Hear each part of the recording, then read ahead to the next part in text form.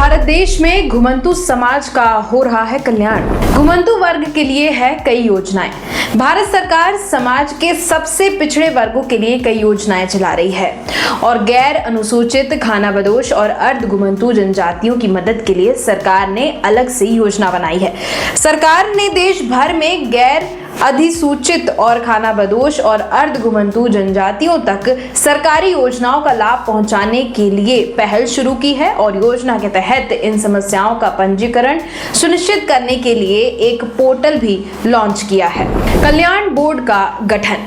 सामाजिक न्याय और आधिकारिक मंत्रालय ने डीएनटी के विकास और कल्याण के लिए गैर अनुसूचित, खानाबदोश और अर्ध घुमंतू समुदाय के लिए विकास और कल्याण बोर्ड का गठन किया है।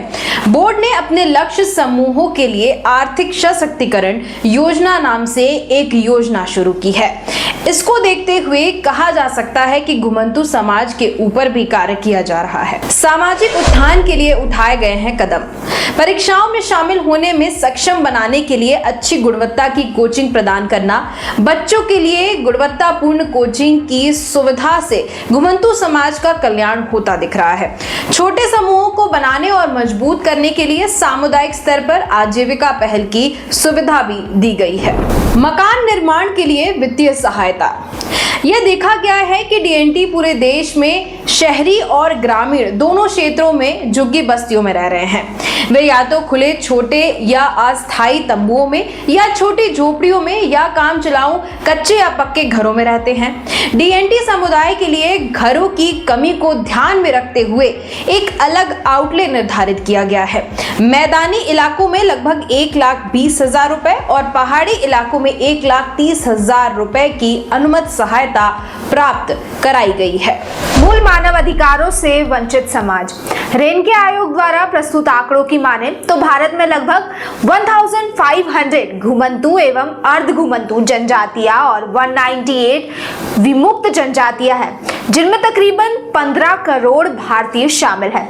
ये जनजातियां अब भी सामाजिक और आर्थिक रूप से हाशिए पर मौजूद है और इनमें से कई जनजातियां अपने मूल मानव अधिकारों से भी वंचित हैं। बुनियादी सुविधाओं का अभाव। इन समुदायों के सदस्यों के पास पीने का पानी, रहने के लिए जगह और स्वच्छता संबंधी बुनियादी सुविधाएं भी उपलब्ध नहीं है।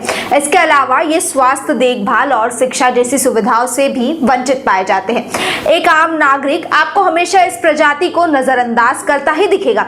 शायद आपने भी ऐसा ही किया होगा। स्थानीय प्रशासन का दुर्व्यवहार। क्या आपको लगता है कि पुलिस के द्वारा किसी को प्रताड़ित किया जा सकता है? बिल्कुल कुछ ऐसा ही होता नजर आ रहा है, जिस पर आपने शायद गौर नहीं किया होगा। आपको जानकर हैरानी होगी कि इस समुदाय के संबंध में प्रचलित गलत और आपराधिक धारणाओं के कारण आज भी उन्हें स्थानीय प्रशासन और पुलिस द्वारा प्रताड़ित किया जाता है। जाति वर्गीकरण नहीं है स्पष्ट। इन समुदायों के बीच जाति वर्गीकरण यानी कि कास्ट क्लासिफिकेशन बहुत स्पष्ट नहीं है। कुछ राज्यों में इन समुदायों को अनुसूचित जाति में शामिल किया जाता है, जबकि कुछ अन्य राज्यों में इन्हें अन्य पिछड़ा वर्ग यानी कि ओबीसी के तहत शामिल किया जाता है। हालांकि इन समुदायों के अधिकांश लोगों के पास जाति प्रमाण पत्र तक नहीं होता और इसलिए वे सरकारी कल्याणकारी योजनाओं का लाभ नहीं उठा पाते।